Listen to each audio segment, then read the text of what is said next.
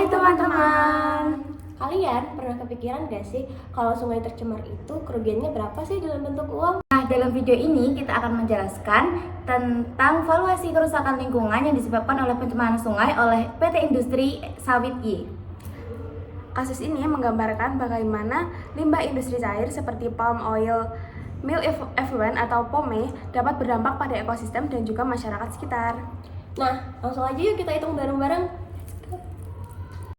Pabrik kelapa sawit merupakan salah satu sektor industri yang menghasilkan limbah cair dengan kadar pencemar organik yang sangat tinggi. Jika limbah POME tidak diolah dengan baik sebelum dibuang ke lingkungan, maka sungai akan tercemar dan kualitas air menurun drastis.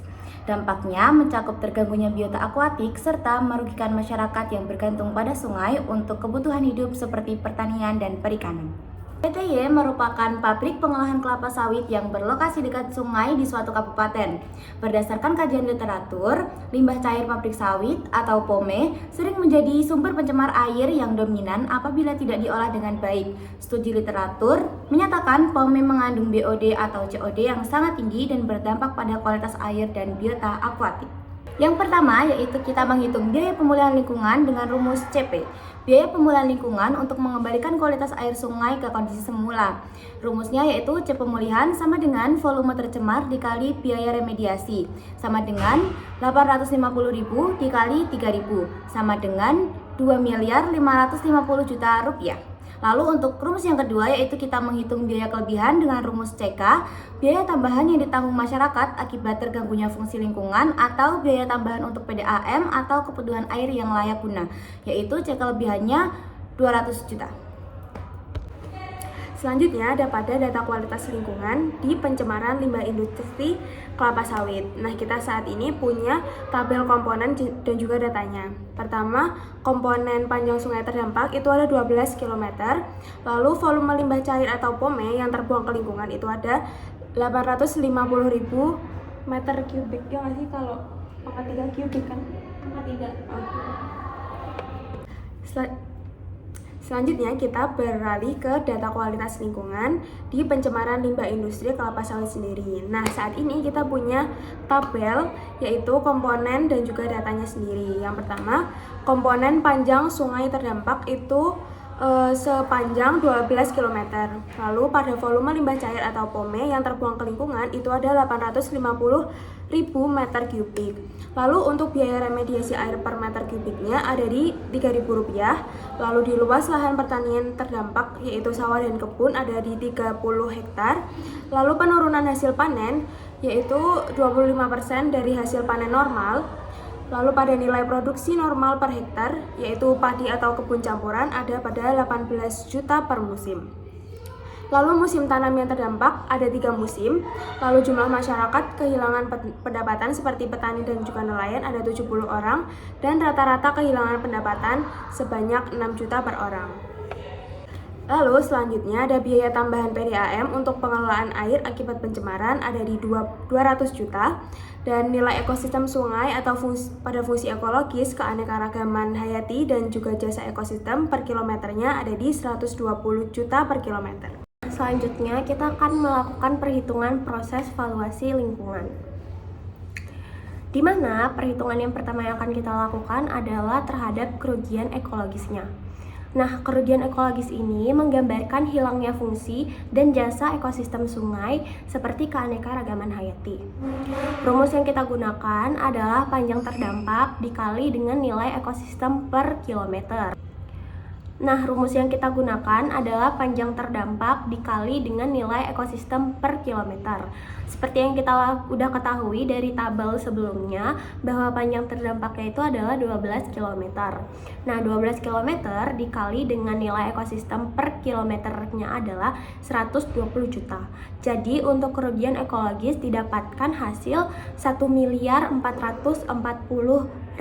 Nah, perhitungan yang kedua adalah perhitungan kerugian sosial ekonomi. Nah, perhitungan kedua yang akan kita lakukan adalah kerugian sosial ekonomi. Nah, di kerugian sosial ekonomi ini tuh terdiri dari 2 sektor. Sektor yang pertama adalah sektor pertanian dan sektor yang kedua adalah sektor perikanan. Pada sektor pertanian, perhitungan yang kita lakukan adalah pada sektor pertanian, perhitungan yang kita lakukan adalah luas lahan dikali nilai produksi per hektar, dikali penurunan hasil dalam persen, dan dikali dengan musim terdampak. Di mana penjabarannya yaitu luas lahannya 30 hektar, nilai produksi per hektarnya adalah 18 juta per hektar, dikali dengan penurunan hasilnya 25% dan musim terdampaknya ada 3 musim. Maka kerugian sosial ekonomi di sektor pertanian adalah 405 juta. Sektor yang kedua adalah sektor perikanan, di mana pada sektor perikanan perumusan yang kita gunakan adalah jumlah orang dikali dengan kehilangan pendapatan, di mana jumlah orang yang terdampak di sektor perikanan kan ada 70 orang dari tabel yang sebelumnya. Terus juga kehilangan pendapatannya adalah 6 juta per orang. Maka 70 orang dikali dengan 6 juta per orang, maka kerugian sosial ekonomi dari sektor perikanan adalah 420 juta. Nah, berikutnya kita akan menjumlahkan jumlah kerugian sosial ekonomi dari sektor pertanian dan juga dari sektor perikanan, yaitu L pertanian 405 juta ditambah dengan L perikanan yaitu 420 juta, sehingga didapatkan kerugian sosial ekonomi adalah 825 juta. Nah, 825 juta ini merupakan menunjukkan bagaimana masyarakat menjadi korban langsung dari dampak pencemaran yang dihasilkan. Selanjutnya, kita akan melakukan perhitungan terhadap total nilai kerugian lingkungan, di mana terdapat beberapa komponen di sini. Yang pertama adalah komponen pemulihan senilai 2.550 juta, kemudian ada komponen kelebihan senilai 200 juta, ada komponen ekologis senilai 1.440 juta, dan komponen sosial ekonomi senilai 825 juta. Jadi total nilai kerugian lingkungan adalah 5.015 juta. Jadi total kerugian mencapai lebih dari 5 miliar atau lebih tepatnya adalah 5.015 juta. Dengan kontribusi tersebut jadi kerugian total mencapai lebih dari 5 miliar rupiah atau tepatnya itu adalah 5.015 juta rupiah. Dengan kontribusi terbesar berasal dari biaya pemulihan yaitu senilai 50%, dengan kontribusi terbesar berasal dari biaya pemulihan yaitu 50,8%. Hal ini menegaskan bahwa pencegahan jauh lebih murah dibandingkan menanggulangi kerusakan setelah terjadi. Nah, dari tabel visual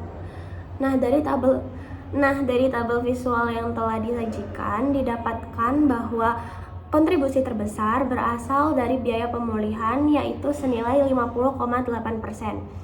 Ini menegaskan bahwa pencegahan jauh lebih murah dilakukan dibandingkan menanggulangi kerusakan yang telah terjadi.